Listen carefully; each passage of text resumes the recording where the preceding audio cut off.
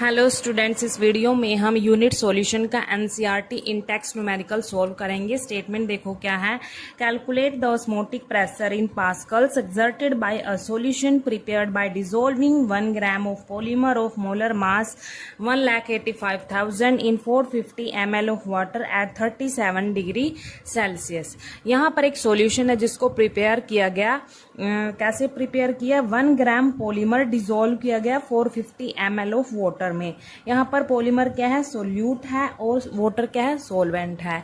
तो जो polymer solute है इसका मोलर मास भी गिवन है 1,85,000, ठीक है। और यहाँ पर जो सॉल्यूशन है उसका वॉल्यूम भी गिवन है, ठीक है, 450 ml है यहाँ पर, और टेम्परेचर भी गिवन है 37 डिग्री सेल्सियस। तो हमारे पास यहाँ पर कैलकुलेट क्या करना है? ऑस्मोटिक प्रेशर कैलकुलेट करना है। जो भी सॉल्यूशन पर एक्सर्ट हो रहा है ऑस्मोटिक प्रेशर, उसको हमने कैलकुलेट करना है। और किस में करना है? पास्कल्स में कैलकुलेट करना है, ठीक है। तो यहाँ पर हमारे पास दो कंपोनेंट है। कंपोनेंट फर्स्ट क्या है? वाटर है। कंपोनेंट सेकंड क्या है? पॉलीमर, ठीक है। जो सेकंड कंपोनेंट है वो सोल्यूट है, ये सोलवेंट है फर्स्ट वाला।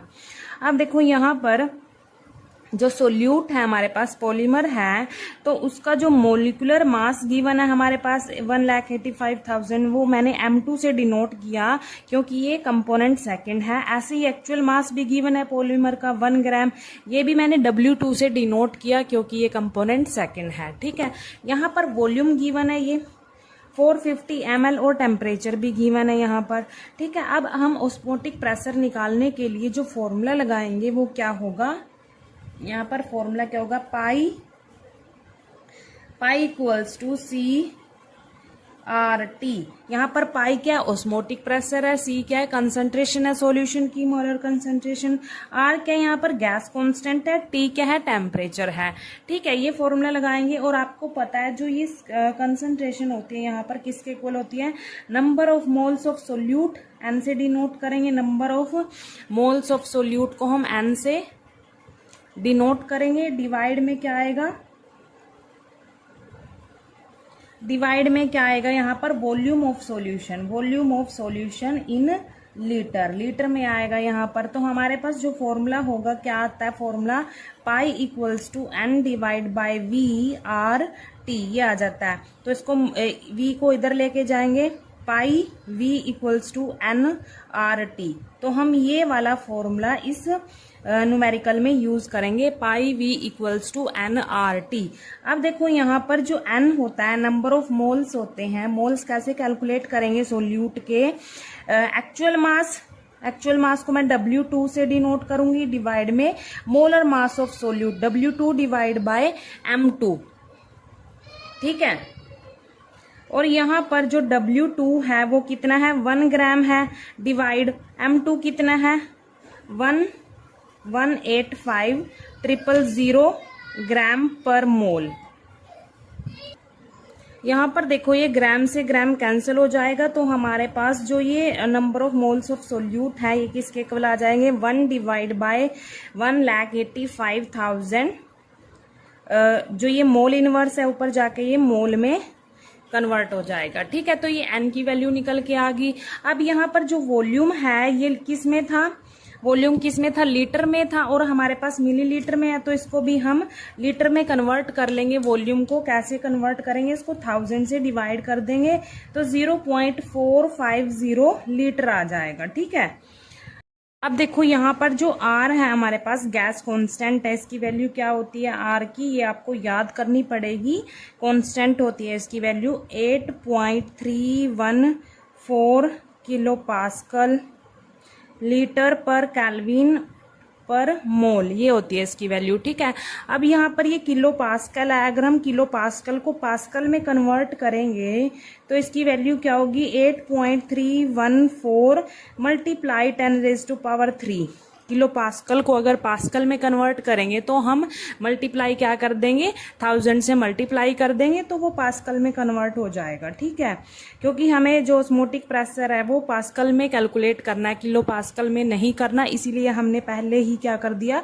किलो पास्कल को पास्कल में यहाँ पर कन्वर्ट कर दिया, ठीक है, ताकि आगे जाके ये यूनिट दिक्कत ना दे, इसीलिए हमने ये पास्कल में कन्वर्ट कर दिया। तो यहाँ पर क्या रह गया? अब पास्कल यहाँ पर किलो पास्कल से पास्कल में कन्वर्ट हो गया, लीटर यहाँ पर केल्विन पर मोल।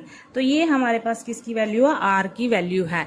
अब देखो यहाँ पर क्या है, हमारे पास टेम्परेचर सेल्सियस में गिवन है और यहाँ पर क्या है, केल्विन में है। तो हम क्या करेंगे, ये टेम्परेचर भी केल्विन में कन्वर्ट कर देंगे ताकि आगे जाके ये यूनिट आपस में कैंसल आउट हो जाए। ठीक है, तो केल्विन में कैसे कन्वर्ट करते हैं, 37 में हम 273 ऐड करेंगे तो कितना आएगा, 310 आ जाएगा। यहाँ पर ये केल्विन में कन्वर्ट हो जाएगा। ठीक है, तो हमारे पास ये टेम्परेचर केल्विन में आ गया। अब क्या करना है, अब सिंपली सारी वैल्यूज को इस फॉर्मूले में पुट करना है। पाई वी इक्वल्स टू nRT, जो ये फॉर्मूला है, सारी वैल्यूज को हमने इस फॉर्मूले में पुट करना है। तो दोबारा लिख लेते हैं, पाई वी इक्वल्स टू nRT। तो पाई क्या है, ऑस्मोटिक प्रेशर है ये तो। ठीक है, यहाँ पर ये एज इट इज लिखेंगे क्योंकि ये तो कैलकुलेट करना है। और V कितना था हमारे पास, वॉल्यूम कितना था, मल्टीप्लाई 0.450 लीटर था। और जो N है, number of moles of solute हैं, ये हमने कैलकुलेट किए थे अभी, कितना आया था, 1/185,000। यहाँ पर ये मोल में था। ठीक है, इसको मोल में लिख लेते हैं। मल्टीप्लाई R क्या है, ये भी लिख लेते हैं, R की वैल्यू 8.314। ये वैल्यू तो आपको याद रखनी पड़ेगी, ये कांस्टेंट होती है। ठीक है, पास्कल लीटर पर केल्विन पर मोल।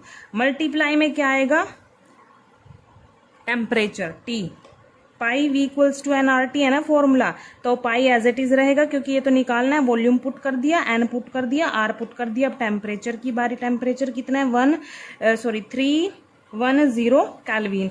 अब देखो यूनिट कैंसिल, जो भी यूनिट कैंसिल होते हैं उसको कैंसिल कर देते हैं। केल्विन से हमने यहाँ पर केल्विन इनवर्स कैंसिल कर दिया, मोल इनवर्स से यहाँ पर मोल कैंसिल हो जाएगा। अब लीटर से यहाँ पर लीटर कैंसिल हो जाएगा। क्या यूनिट बची, पास्कल। इसीलिए मैंने यहाँ पर टेम्परेचर को भी केल्विन में कन्वर्ट कर दिया था और जो किलो पास्कल है उसको पहले ही पास्कल में कन्वर्ट कर दिया। ठीक है, ताकि जो हमारे पास यूनिट रह जाए वो सिर्फ पास्कल रह जाए। ठीक है, क्योंकि हमने जो ऑस्मोटिक प्रेशर है वो पास्कल में ही कैलकुलेट करना है। अब जो हमारे पास ये सारी कॉन्स्टेंट टर्म है, इनको हम सॉल्व कर लेते हैं। ये क्या बचा, पाई मल्टीप्लाई 0.450 इक्वल्स टू यहाँ पर 8.314 मल्टीप्लाई 10⁻³ पास्कल मल्टीप्लाई 310 डिवाइड यहाँ पर 185,000। ठीक है, तो पहले क्या करेंगे, इनको मल्टीप्लाई कर लेंगे हम। या पहले ये क्या करेंगे, यहाँ पर जो ये टर्म मल्टीप्लाई में है इसको इधर डिवाइड में ले आते हैं। पाई रह जाएगा, यहाँ पर जो हमें कैलकुलेट करना है उसको एक साइड रखेंगे और ये मल्टीप्लाई में इधर डिवाइड में आ जाएगी। 8.314 मल्टीप्लाई 10⁻³ पास्कल मल्टीप्लाई 310 डिवाइड यहाँ पर 185,000। ये मल्टीप्लाई में था, डिवाइड में आ गया इसका 0.450। अब इसको सोल्व कर लेते हैं। ठीक है, क्या करेंगे, 10⁻³ है, यहाँ से 3 जीरो इससे कैंसिल हो जाएगी। अब क्या करेंगे, इनको मल्टीप्लाई करेंगे। मल्टीप्लाई करने पर क्या आएगा, यहाँ पर 2577.34 आ जाएगा। ऊपर वाले को हम मल्टीप्लाई करेंगे, डिवाइड। अब नीचे वाले को मल्टीप्लाई करेंगे, कितना आएगा, 83.25 आ जाएगा यहाँ पर। ठीक है, अब इनको डिवाइड कर लेते हैं। पाई की वैल्यू क्या आएगी, यहाँ पर डिवाइड करके 30.959।